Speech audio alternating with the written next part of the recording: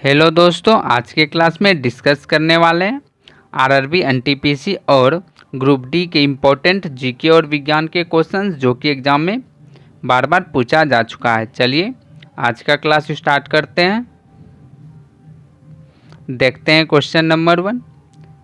किस कोशिकांग को कोशिका की आत्महत्या की थैली के रूप में जाना जाता है? किस कोशिकांग को कोशिका की आत्महत्या की थैली के रूप में जाना जाता है? तो आंसर हो जाएगा लाइसोसोम। लाइसोसोम को कोशिका की आत्महत्या की थैली के रूप में जाना जाता है। आपको इम्पोर्टेंस पॉइंट ध्यान देना है।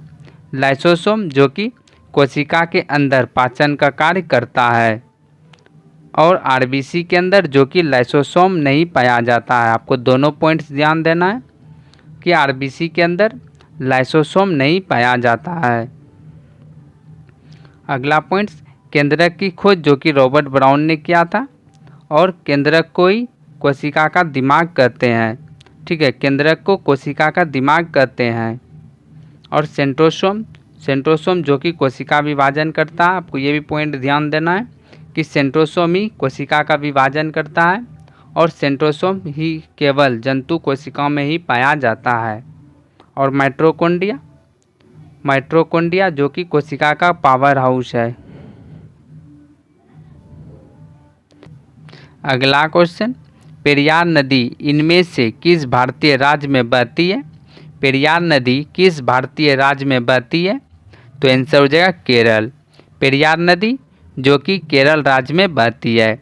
इसमें आपको इम्पोर्टेंस पॉइंट ध्यान देना है कि केरल में ही पेरियार नेशनल पार्क भी स्थित है। ठीक है, आपको दोनों पॉइंट्स याद रखना है।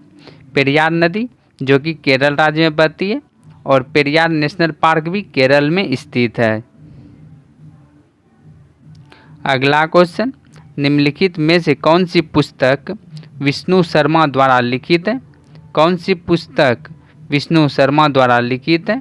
तो आंसर हो जाएगा पंचतंत्र। पंचतंत्र पुस्तक जो कि विष्णु शर्मा द्वारा लिखित है। आपको इसमें याद रखना है अर्थशास्त्र पुस्तक जो कि चाणक्य द्वारा लिखित है। अर्थशास्त्र पुस्तक जो कि चाणक्य द्वारा लिखित है और इंडिका पुस्तक जो कि मेगास्थनीज द्वारा लिखित है।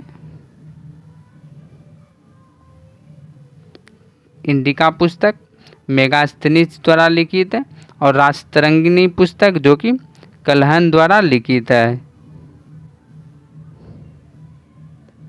अगला क्वेश्चन, हरित क्रांति निम्नलिखित में से किससे संबंधित है? हरित क्रांति किससे संबंधित है? तो आंसर हो जाएगा खाद्य और अनाज उत्पादन। हरित क्रांति जो कि खाद्य और अनाज उत्पादन से संबंधित है। इसमें आपको इम्पोर्टेंस पॉइंट ध्यान देना है। नॉर्मन बोरलॉन्ग को दुनिया में हरित क्रांति का जनक माना जाता है। नॉर्मन बोरलॉन्ग को दुनिया में हरित क्रांति का जनक माना जाता है। वही भारत में हरित क्रांति लाने का श्रेय डॉक्टर एम.एस. स्वामीनाथन को दिया जाता है। अगला क्वेश्चन, चलो लोकू उत्सव किस राज्य में मनाया जाता है? चलो लोकू उत्सव किस राज्य में मनाया जाता है?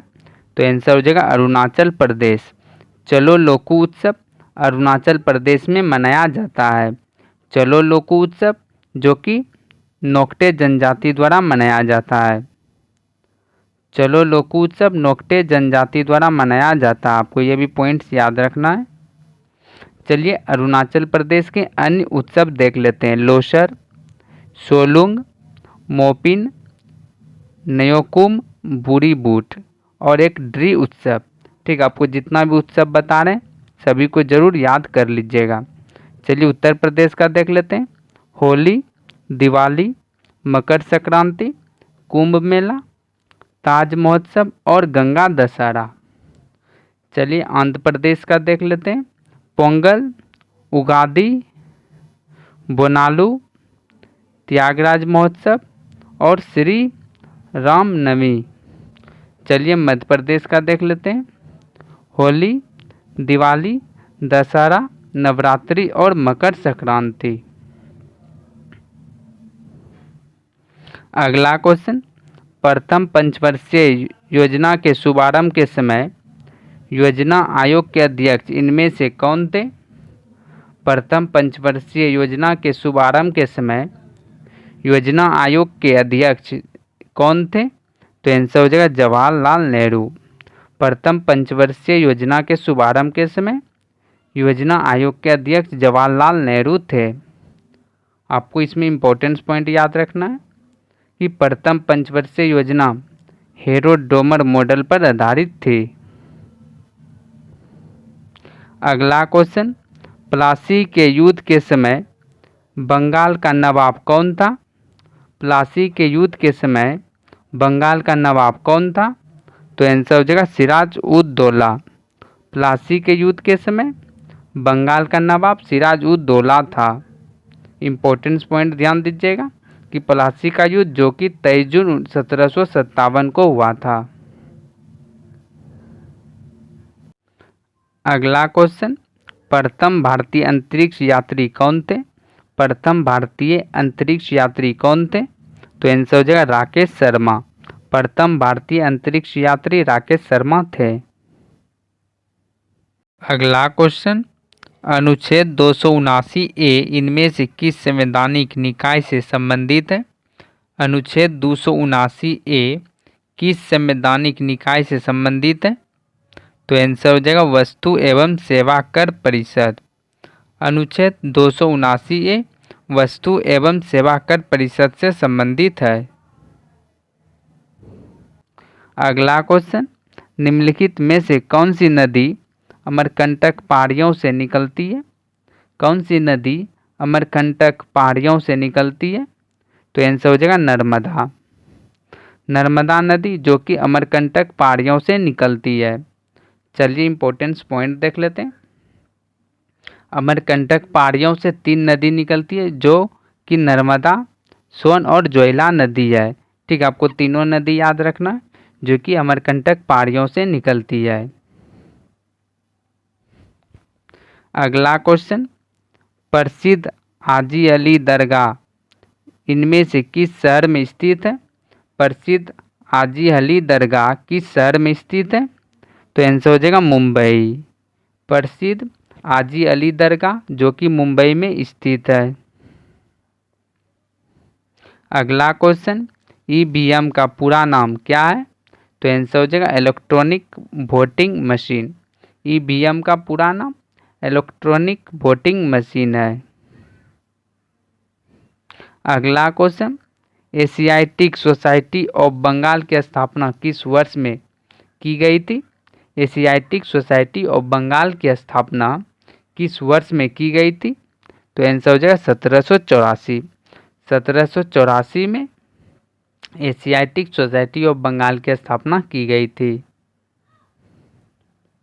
अगला क्वेश्चन, अंतर्राष्ट्रीय प्रकाश दिवस किस दिन मनाया जाता है? अंतर्राष्ट्रीय प्रकाश दिवस किस दिन मनाया जाता है? तो आंसर हो जाएगा 16 मई। 16 मई को अंतर्राष्ट्रीय प्रकाश दिवस मनाया जाता है। आपको इसमें याद रखना है कि 1 मई को जो कि मजदूर दिवस मनाया जाता है। 1 मई को मजदूर दिवस मनाया जाता है।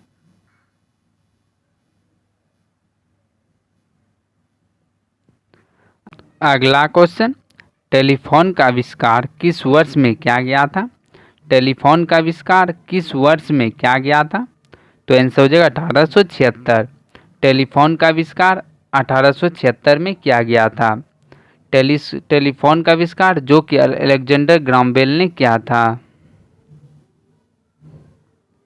अगला क्वेश्चन, यूनेस्को का मुख्यालय कहाँ स्थित है? यूनेस्को का मुख्यालय जो कि फ्रांस की राजधानी पेरिस में स्थित है। यूनेस्को का मुख्यालय पेरिस में स्थित है। यूनेस्को का गठन जो कि 16 नवंबर 1945 को हुआ था। यूनेस्को का गठन 16 नवंबर 1945 को हुआ था। अगला क्वेश्चन, इनमें से किसने अजमेर में अढ़ाई दिन का झोपड़ा निर्मित कराया था? अजमेर में अढ़ाई दिन का झोपड़ा किसने निर्मित करवाया था? तो आंसर हो जाएगा कुतुबुद्दीन ऐबक। कुतुबुद्दीन ऐबक ने अढ़ाई दिन का झोपड़ा अजमेर में निर्मित करवाया था। अगला क्वेश्चन, 1876 में भारत की राष्ट्रीय आय का प्रथम प्राक्कलन किसने तैयार किया था? 1876 में भारत की राष्ट्रीय आय का प्रथम प्राक्कलन किसने तैयार किया था? तो आंसर हो जाएगा दादा भाई नौरोजी। दादा भाई नौरोजी ने 1876 में भारत की राष्ट्रीय आय का प्रथम प्राक्कलन तैयार किया था। अगला क्वेश्चन, नवरोज त्यौहार किस धार्मिक समुदाय से संबंधित है? नवरोज त्यौहार किस धार्मिक समुदाय से संबंधित है? तो आंसर हो जाएगा पारसी। नवरोज त्यौहार जो कि पारसी समुदाय से संबंधित है। अगला क्वेश्चन, निम्नलिखित में से किस वर्ष में भारतीय संग्रहालय अधिनियम पारित किया गया था? किस वर्ष में भारतीय संग्रहालय अधिनियम पारित किया गया था? तो आंसर हो जाएगा 1910। 1910 में भारतीय संग्रहालय अधिनियम पारित किया गया था। अगला क्वेश्चन, इकोलॉजी शब्द किसने गढ़ा है? इकोलॉजी शब्द किसने गढ़ा है? तो आंसर हो जाएगा अर्नेस्ट एक्कल। अर्नेस्ट एक्कल ने इकोलॉजी शब्द गढ़ा है। अगला क्वेश्चन, इमली में मौजूद अम्ल का नाम बताइए। इमली में कौन सा अम्ल पाया जाता है? तो आंसर हो जाएगा टार्ट्रिक अम्ल। इमली में टार्ट्रिक अम्ल पाया जाता है। टार्ट्रिक अम्ल जो कि इमली और अंगूर में पाया जाता है। अंगूर और इमली में टार्ट्रिक अम्ल पाया जाता है। लैक्टिक अम्ल जो कि दूध, दही, पनीर और वाइन में पाया जाता है। लैक्टिक अम्ल दूध में, दही और पनीर साथ में वाइन में भी पाया जाता है। साइट्रिक अम्ल, साइट्रिक अम्ल जो कि नींबू और संतरा में पाया जाता है। अगला क्वेश्चन, पंचायती राज व्यवस्था सबसे पहले भारत के किस राज्य में लागू की गई थी? पंचायती राज व्यवस्था भारत के किस राज्य में लागू की गई थी सबसे पहले? तो आंसर हो जाएगा राजस्थान। राजस्थान राज्य में पंचायती राज व्यवस्था सबसे पहले लागू की गई थी। चलिए इम्पोर्टेंस पॉइंट देख लेते हैं। पंचायती राज व्यवस्था सबसे पहले भारत के राजस्थान राज्य में लागू की गई थी। 2 अक्टूबर 1959 को राजस्थान के नागौर जिले में लागू किया गया था। अगला क्वेश्चन, कोशिकाओं के अध्ययन को क्या कहा जाता है? कोशिकाओं के अध्ययन को क्या कहा जाता है? तो आंसर हो जाएगा साइटोलॉजी। कोशिका के अध्ययन को साइटोलॉजी कहा जाता है। चलिए इम्पोर्टेंस पॉइंट देख लेते हैं। सर्वप्रथम कोशिका की खोज 1665 ईस्वी में रॉबर्ट हुक ने किया, किंतु रॉबर्ट हुक ने मृत कोशिकाओं की खोज की थी। रॉबर्ट हुक ने 1665 ईस्वी में मृत कोशिकाओं की खोज की थी और जीवित कोशिकाओं की खोज जो कि ल्यूवेनहॉक ने किया था। आज का लास्ट क्वेश्चन, सीधी कार्रवाई दिवस की घोषणा किसने की थी? डायरेक्ट एक्शन डे की घोषणा किसने की थी? तो आंसर हो जाएगा मोहम्मद अली जिन्ना। मोहम्मद अली जिन्ना ने सीधी कार्रवाई दिवस की घोषणा की थी। अगर आपको आज का क्लास अच्छा लगा हो तो वीडियो को लाइक जरूर कीजिएगा और अभी तक चैनल को सब्सक्राइब नहीं किए तो ज़रूर चैनल को सब्सक्राइब कर लीजिएगा और वीडियो को भी ज़रूर लाइक कर लीजिएगा। इस क्लास का पीडीएफ चाहिए तो टेलीग्राम ग्रुप में ज्वाइन हो जाइएगा, वहाँ पे आपको पीडीएफ प्राप्त हो जाएगा। चलिए अब मिलते हैं अगले क्लास में। आज के लिए इतना ही। Thank you.